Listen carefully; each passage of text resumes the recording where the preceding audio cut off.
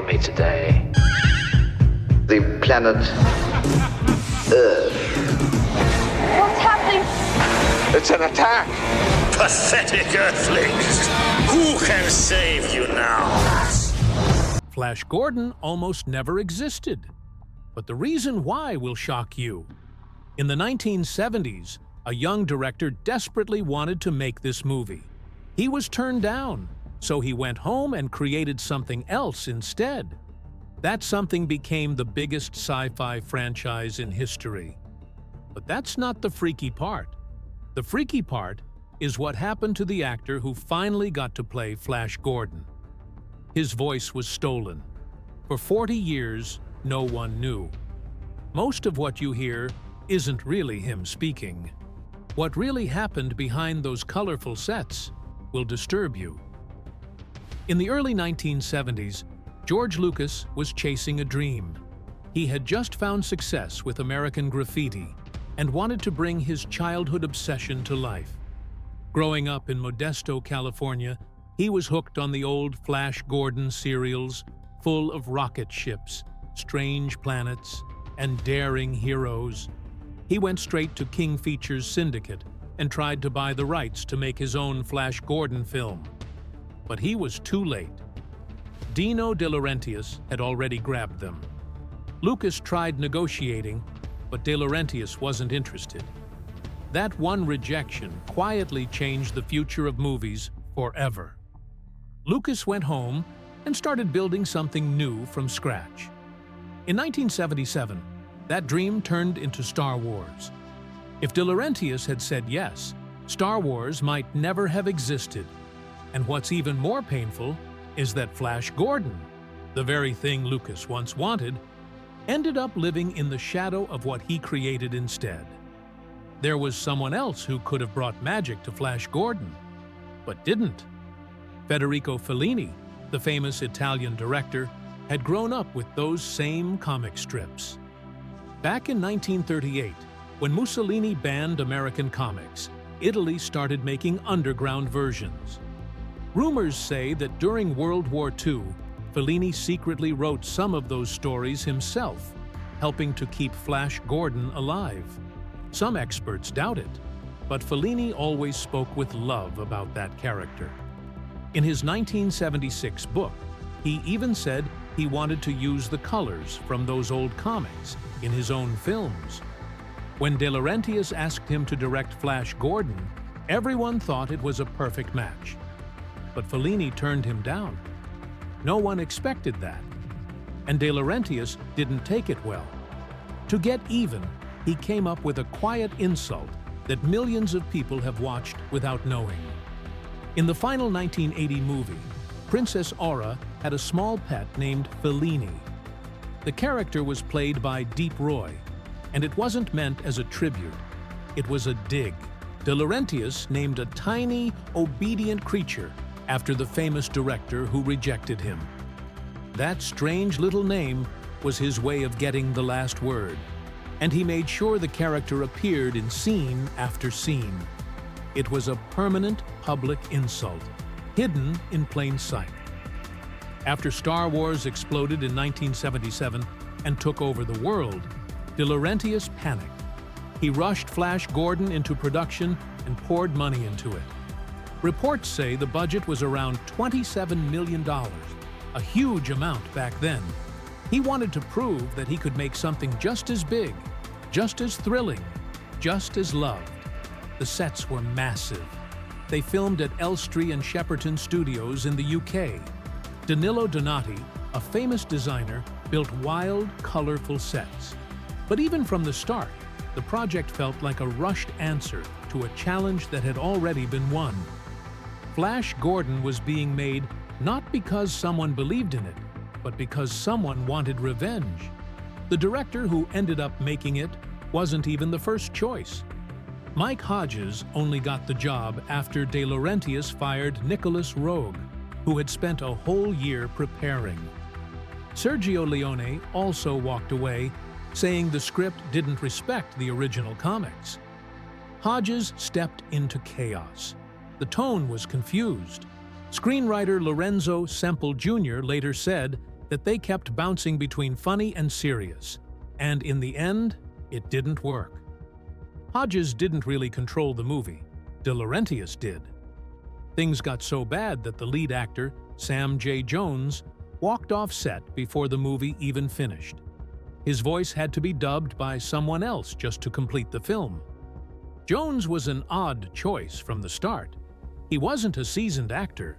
Before he became Flash, he was a semi-pro football player and had posed nude in Playgirl magazine under the fake name Andrew Cooper III. That was in June 1975. The only role he'd done before Flash Gordon was a tiny part in the 1979 film 10.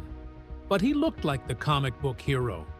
Blonde, muscular, square-jawed, and that was all De Laurentiis needed. Jones had beaten out both Kurt Russell and Arnold Schwarzenegger for the role. But behind the scenes, he and De Laurentiis clashed constantly. Their fights got physical. After the movie came out, Playgirl reprinted his photos in January 1981 under his real name, trying to cash in on his sudden fame. The studio had planned to turn the movie into a trilogy, but the fights ruined that too. Melody Anderson, who played Dale Arden, went through her own nightmare. For one scene that never even made it into the movie, she had to transform into a giant spider in Flash's hallucination. It took 4 hours just to put on the green body paint and the massive headpiece with real glass eyeballs. Then she sat for 6 more hours, unable to move, dripping fake blood from her mouth. Finally, the director looked at her and said the scene didn't make any sense, and they couldn't use it. 10 hours of torture, all for nothing. That green makeup wouldn't wash off easily either. It was just one example of how disorganized and wasteful the production had become. Brian Blessed, who played Prince Voltan, was like a cannon that couldn't be aimed. His voice was so loud that sound engineers couldn't control it. He shouted most of his lines, improvised others, and admitted that he didn't fully understand the plot. Still, he threw himself into it because Flash Gordon was his childhood dream. He had watched the old Buster Crabbe serials as a boy, and even wanted Buster to play Flash's father in the movie. But the studio said no. Even though he was unpredictable, he brought wild energy to the film. His booming "Gordon's alive" became legendary. But for the actors playing the Hawkmen, the movie became a nightmare. The wings designed by Danilo Donati were beautiful but brutal. They were sharp, heavy, and impossible to sit in. Between scenes, the actors would lie flat on the floor, wings spread out like injured birds. Melody Anderson said it looked funny, but it hurt. Donati cared more about making the costumes look like comic panels than about how they felt. The wings weren't just uncomfortable. They made it almost impossible to shoot the action scenes. Timothy Dalton, who would later become James Bond, had one of the messiest scenes in the movie. In the big whip fight between Prince Baron and Flash Gordon, the platform was spray-painted silver. But no one waited for the paint to dry. Every time they did a take, Dalton and Jones got covered in silver paint. Crew members had to stop and scrub them down, again and again. What should have taken a few hours dragged on for days. Dalton called it one of his hardest physical roles ever, not because of the acting, but because of the constant mess. On December 5, 1980, Flash Gordon hit theaters across the U.S., just as The Empire Strikes Back was still drawing massive crowds. The idea was bold. Producer Dino De Laurentiis thought they could steal away some of that Christmas box office magic by offering another space adventure. But there was a huge problem. The movie wasn't even completely finished when it was released. They pushed it out anyway, hoping people would show up during the holidays. It opened in the US on December 5th, Spain on December 6th, and had a royal premiere in the UK on December 10th. The timing was meant to be perfect, but it wasn't. In the UK and Italy, it did well. But in other places, it flopped. In America, it made just $3.9 million on its opening weekend. For a big-budget film, that was a major letdown. And then there was the voice. Sam Jones, the actor who played Flash Gordon, had left the movie before it was done. He had major issues with De Laurentiis and never came back to finish. Because of that, they had to use other voice actors to finish his lines. The main one was Peter Marinker, but several others filled in too. Nobody watching the movie noticed it back then, but almost all of Sam's voice in the final cut wasn't really him. It was a strange situation. The star of a $27 million movie had his voice replaced without the public even realizing it. Years later, it became the focus of a documentary called Life After Flash. Sam had been in his early 20s, starring in one of the most expensive sci-fi films of the time, and yet his real voice was barely in it. Things behind the scenes were even more rushed and chaotic with the soundtrack. Queen had been asked to create the music, but it didn't start smoothly.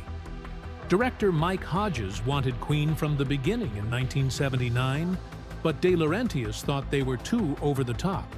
Still, the band agreed, even though they were already working on their album, The Game. That meant they had two big projects happening at once. They spent the summer of 1979 in Munich, recording both. And by early 1980, they were still working on Flash Gordon's music. After finishing a US tour that lasted through October 1980, they had only the month of November to complete the entire soundtrack. It was a race against time. They finished it just weeks before the movie hit theaters. Because of that crazy schedule, Queen even had to delay releasing their greatest hits album for a whole year. Money was bleeding fast. The movie was originally planned to cost around $15 million, but by the end, it had nearly doubled. Some sources list the final cost at $20 million, while others say it reached $27 to $30 million. That made it 3 times more expensive than Star Wars, which had changed cinema only a few years earlier. The reasons were endless. Sam Jones's sudden exit meant they had to redo scenes and fix the sound. The costumes and sets were massive. They even took over most of EMI Shepperton Studios and filmed at an airplane hangar in Surrey. The crew came from all over the world, and because the script kept changing, the delays just kept growing. But when it finally hit screens, it only earned about $27.1 million in the US. It barely covered the cost, and for a film with that kind of budget, it was seen as a big failure. The truth behind Sam Jones's disappearance is even more dramatic. In December 1979, the cast and crew were sent home for the holidays. When they came back in January 1980, Sam didn't. He went back to Los Angeles and refused to return. De Laurentiis later said it might have been the first time in Hollywood history that a star walked out of a $30 million movie halfway through. Director Mike Hodges was stuck. He told Dino they would keep filming with the best stand-in they could find. And that's exactly what they did. The final weeks of production were completed without Sam. Key action scenes, special effects, and even dialogue recordings were done with other people pretending to be him. It wasn't just about a disagreement over pay. Sam had gotten into real fights on set. According to Dino's biography, he was constantly getting into trouble. One day, he ended up with a big scrape on his face that needed surgery. Dino rushed into the operating room and told the doctors to fix it in a way that wouldn't ruin the film. He was worried the injury would mess up continuity. That's how desperate things had become. The producer of the movie was standing next to doctors just to protect the final shots. Because Sam wasn't around anymore, the production had to get creative. They brought in a team of stuntmen and actors to play his role in different scenes. Director Mike Hodges had to shoot around it, using wide angles and shadows. They filmed flying scenes and fight sequences without Sam at all. The editing team did such a good job hiding the switch that no one could tell. By the time the movie came out, there was actually more footage of the stand-ins than of the real actor. But nobody noticed. The full truth didn't come out until years later, when crew members started speaking up and behind-the-scenes footage was finally released.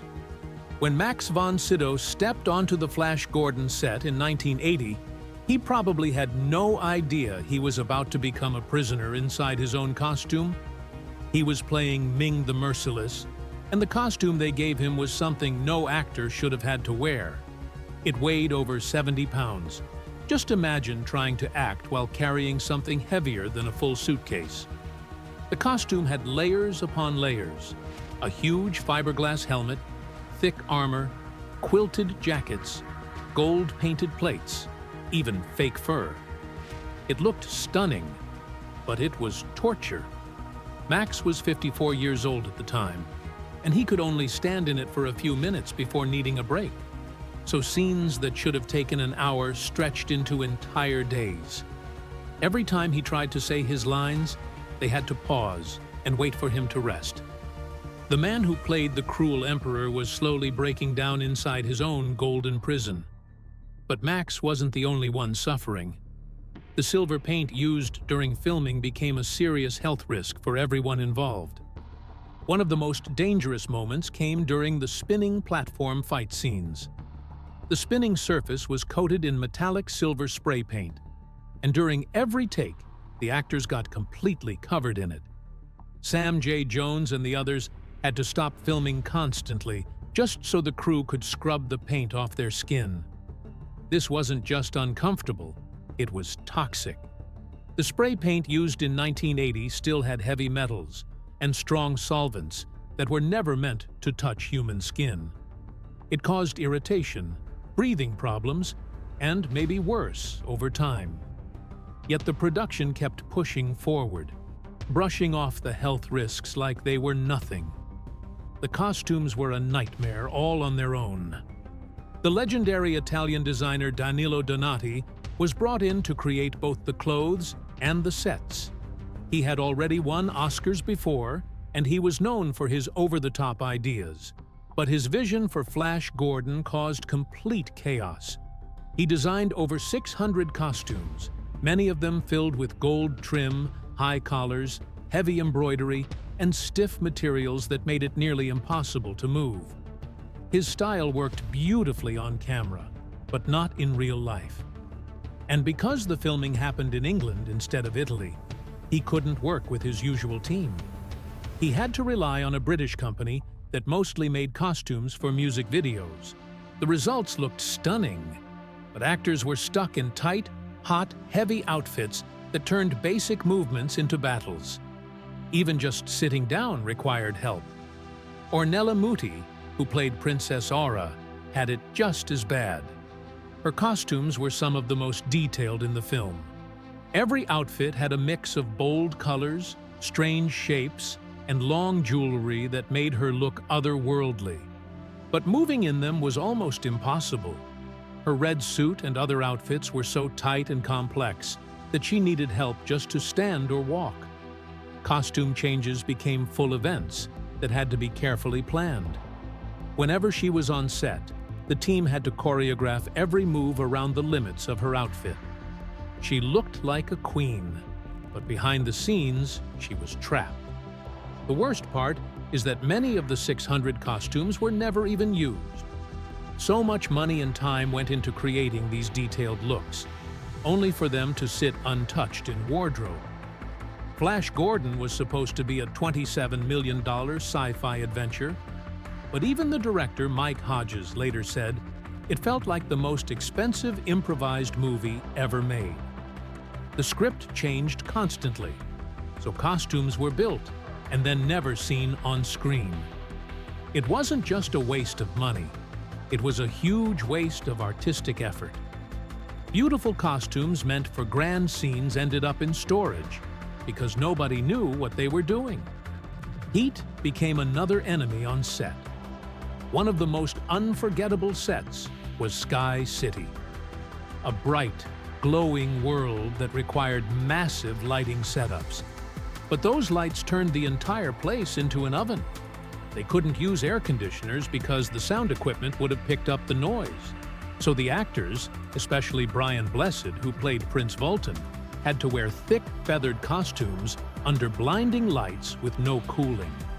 Some of them lost real weight during filming, just from sweating so much. The only thing keeping that set alive was the actors' willpower. Then came one of the most dangerous setups in the entire film, the rotating death platform. In the movie, it looked like a cool spinning fight with rising spikes. But those spikes were real. They could actually cut skin if you weren't careful. The entire platform was motorized and tilted mid-scene, so every second of the fight had to be timed perfectly. Timothy Dalton, who played Prince Baron, had to rehearse for weeks just to get it right without getting hurt. Below the platform was a pink cloud effect meant to look like death waiting below. In real life, the danger was already right under their feet. One wrong move, and someone could have been seriously injured. The flying Hawkmen were supposed to be one of the most exciting parts of the movie, but the flying effects turned into nightmares of their own. Dozens of performers were strapped to wires that constantly malfunctioned. Sometimes the wires snapped. Sometimes they got tangled. And the wind machines used to simulate flying made things even worse. People were hanging in midair, unable to move, while the crew rushed to lower them down safely. Brian Blessed, who did most of the flying scenes, was especially at risk. Every flying moment looked fun on screen, but felt like a rescue mission behind the scenes. Moreover, the $27 million production was in such disarray that actors were getting their lines just minutes before filming. Sam J. Jones, who played Flash, remembered how he was thrown from one scene to the next without any time to prepare. He didn't have time to memorize lines, and the script kept changing so fast that it didn't even matter. Director Mike Hodges joined only 3 weeks before filming started. The original director, Nicholas Roeg, had worked on it for over a year but suddenly left. The crew barely spoke the same language, with British and Italian workers struggling to communicate. Some of the sets weren't even dry yet when the actors arrived. Sam and Melody Anderson had to rely on eye contact and body language because they had no idea what would happen next.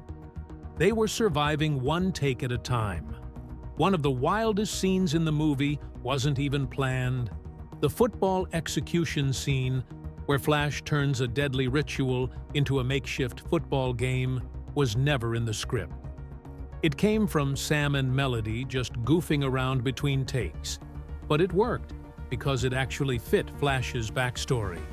He had been a quarterback for the New York Jets, who once won the Super Bowl by running 55 yards with 2 minutes left. The novel even said he broke a Sugar Bowl record while playing for Alabama, just like Joe Namath. And Sam wasn't just acting, he was a real athlete. He had been a Marine Corps football player, trained in Taekwondo, and ran 6 miles through Hyde Park twice a week, just to stay ready for the role.